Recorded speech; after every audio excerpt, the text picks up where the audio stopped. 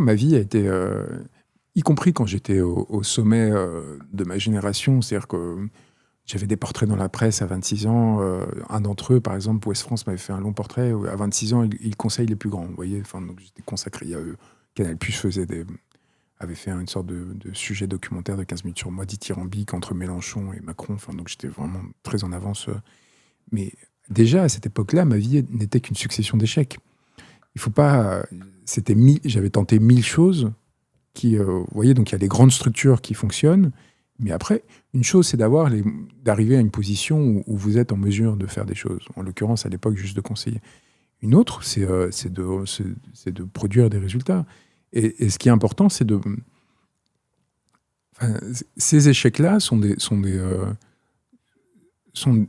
la matière première pour être moins dans l'erreur et pour vous rapprocher du juste. Vous voyez et donc,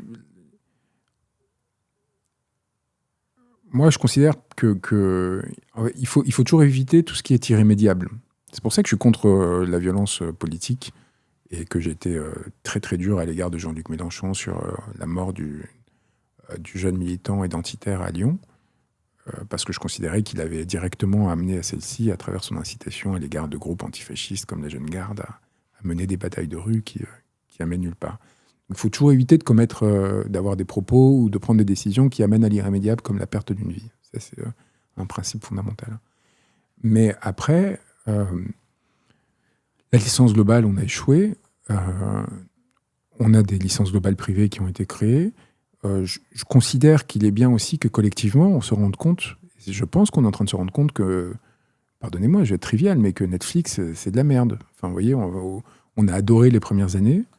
Et là, ça rentre, parce que en réalité, si vous faites des films, vous écrivez des films à travers les algorithmes, bah ouais, il y a un moment donné où le cerveau finit par s'ennuyer, parce que c'est la même mécanique. Et on ressent tous cette pauvreté dans la proposition qui nous est faite par ces gens-là. Et, et donc, ça crée une prise de conscience qui va amener des personnes à commencer à réfléchir à des modèles alternatifs et peut-être à rejoindre la lutte. Et peut-être qu'on n'a pas réussi, nous, mais que la génération d'après. Et on a déjà évité entre-temps le pire. On a évité qu'il y ait des gens qui se retrouvent sans Internet, ce qui est quand même une sorte de folie furieuse, par centaines de milliers dans ce pays, pour faire plaisir au lobby. Ça m'a coûté cher individuellement. Je pense que collectivement, on y a gagné. Donc, même dans mon échec, au sens où moi, j'ai perdu la capacité à l'époque, être conseiller ministériel ou je ne sais quoi, on a quand même limité les dégâts sur un point. Et en fait, je pense qu'il faut...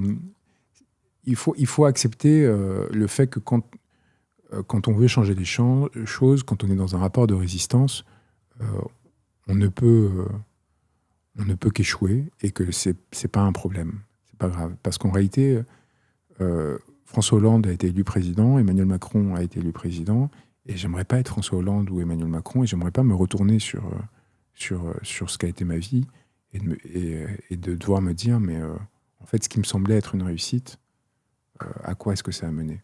Alors, soit ils sont dans le déni, et tant pis pour eux, c'est-à-dire qu'ils ne se rendent pas compte et qu'ils restent dans l'illusion qu'ils ont fait tout ce qu'il fallait faire, etc. Soit s'ils ont un peu conscience de ce qu'ils sont, je pense qu'ils finiront par avoir assez honte d'eux-mêmes et de ce qu'ils ont fait, de leur, entre guillemets, réussite. Et donc avoir résisté à la compromission, c'est déjà un petit quelque chose. Est-ce que Malcolm X a échoué en se faisant assassiner, c'est-à-dire en ayant de facto une défaite politique? Non, parce que regardez, 50 ans plus tard, il y a des gens qui en parlent et qui perpétuent sa mémoire et qui disent et qui s'en revendiquent. Bon, c'est un peu immodeste de ma part à ce stade, parce que c'était une figure tellement immense que...